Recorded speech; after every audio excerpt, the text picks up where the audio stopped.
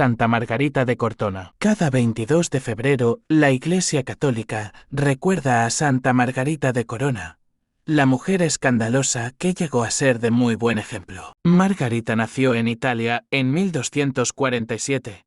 Hija de una familia de agricultores, los primeros años los pasa alegremente junto a su madre, que es muy piadosa y que le enseña a ofrecer por la salvación y por la conversión de los pecadores todo lo que hace y lo que reza. Pero a los 7 años queda huérfana de madre, y entonces su padre se casa con una mujer dominante y agresiva que se dedica a hacerle la vida imposible a la joven Margarita, la cual empieza a volverse triste y desconfiada y a buscar fuera del hogar las alegrías que en su casa no logra hallar. A los 17 años ya es una joven muy hermosa, pero no puede encontrar cariño en su hogar.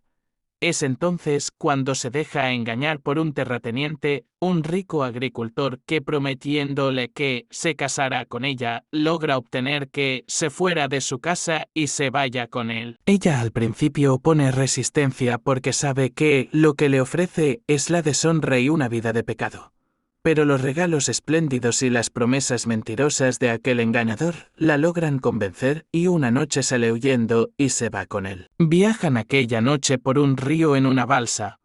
Chocan y la balsa se hunde. Ella corre gravísimo peligro de ahogarse, pero su prometido logra salvarla nadando ágilmente. La joven considera esto como una llamada de Dios. Pero en aquella hora pueden más las promesas del pecado que los avisos de Dios y sigue con aquel hombre. Son 8 años de pecado, de lujos, de fiestas y placeres, pero su alma no es feliz. Desea fuertemente volver a los tiempos antiguos cuando, aunque no tenía lujos ni fiestas, ni honores, sin embargo tenía el alma limpia de pecado y tranquila su conciencia. Tiene un hijo que más tarde será franciscano, pero en su alma se libra cada día una violenta batalla entre su deseo de vivir en gracia y amistad con Dios y los deseos pasionales de su naturaleza humana. Gente la ve atravesar plazas y calles, elegantísima, en lujosas cabalgaduras, pero no imaginan que su alma agoniza de angustia. Para calmar un poco los remordimientos de su conciencia, se dedica a repartir limosnas entre los pobres. A una viejita agradecida que le dice: «Gracias, señora, usted sí es buena persona». Le responde: «Por favor, no diga eso, que yo solo soy una miserable pecadora». A ratos se retira a las soledades del bosque a llorar. Y allí exclama: «Oh Dios, qué bueno es poder hablarte, aunque el alma se siente tan débil y pecadora. Te repito las palabras del hijo pródigo: he pecado contra el cielo y contra ti». Le ruega a su compañero que contraigan matrimonio porque su alma no puede vivir tranquila en esa vida de ilegitimidad. Pero él le responde que prefiere vivir en unión libre todavía por muchos años. Entonces ella ruega a Dios que le proporcione alguna solución. Y no se cansa de pedirle, con lágrimas, penitencias y mucha fe. Una mañana su compañero se va al campo a visitar sus fincas.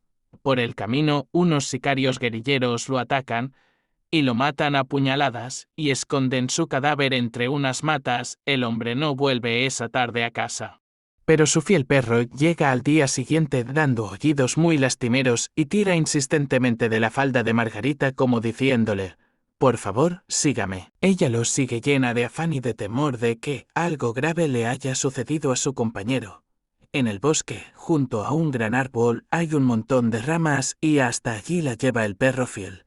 Margarita mueve ramas y encuentra el cadáver de su amante, destrozado con horrorosas heridas y empezando a descomponerse. Margarita siente en aquel momento como un relámpago la llamada del cielo a volver a vivir en gracia y en amistad con Dios.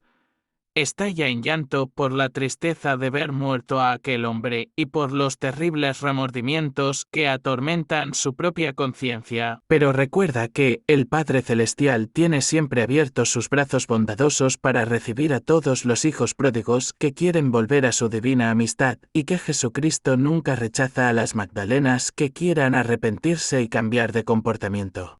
Y con todas las energías de su alma se propone darle un vuelco total a su vida. Bien sabe que, mientras vivamos en esta tierra, nunca es tarde para convertirse y lograr salvarse. Margarita no es mujer de medias tintas. Cuando se decide por algo lo hace con todas sus fuerzas. Así que lo primero que hace al volver del funeral de su amante es devolverles a los familiares de él todas las fincas que el hombre tenía. Vende luego las joyas y los lujos y el dinero obtenido lo reparte a los pobres y ella se dispone a seguir viviendo en total pobreza. Se va con su hijito a casa de su padre, pero la madrastra no permite que sea recibida allí, pues la considera una mujer escandalosa y no cree en su arrepentimiento. Entonces, sentada bajo un árbol, se pone a llorar y a pensar. Los enemigos de la salvación le dicen: eres hermosa, tienes apenas 25 años, lánzate a la vida, que amadores no te van a faltar. Pero mientras reza siente que el Espíritu Santo le inspira esta idea. ¿Por qué no ir a la ciudad de Cortona, donde están los padres franciscanos que son tan amigos de los pobres, y pedirles que me ayuden?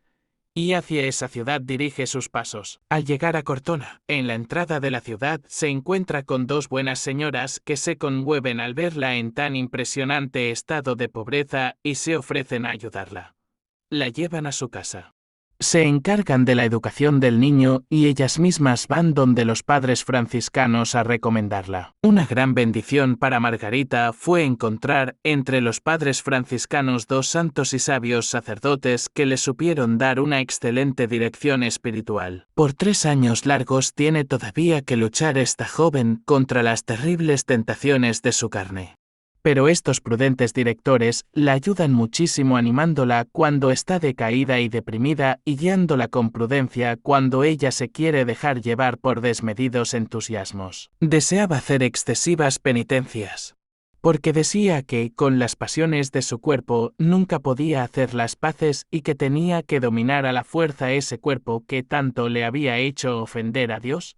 Pero los padres franciscanos la moderaban y le insistían en que para la sociedad puede ser más útil un burro vivo que un cadáver. Margarita fue al pueblo y a los campos donde había dado malos ejemplos viviendo en concubinato, y fue vestida de penitencia y pidiendo perdón a los vecinos por todos los escándalos que les había dado con su vida pecaminosa de otros tiempos. Luego, por inspiración de Dios, dejó de pensar tanto en sus antiguos pecados, y se dedicó más bien a pensar en el amor que Dios nos ha tenido, y esto la hizo crecer mucho en santidad. Entonces empezó a tener éxtasis. Se llaman éxtasis a ciertos estados de contemplación y de meditación profunda, cuyo resultado es la suspensión temporal de la actividad normal de los sentidos y cierta unión mística con Dios, acompañada de visiones sobrenaturales. Sus directores, los dos padres franciscanos, fueron escribiendo todos los datos que lograron saber y redactaron la vida de la santa y muchas de sus visiones. Fue admitida como terciaria franciscana, o sea, como religiosa seglar que, viviendo en el mundo, se dedica a llevar una vida de mucha oración y de intenso apostolado. Con la ayuda de otras jóvenes terciarais franciscanas,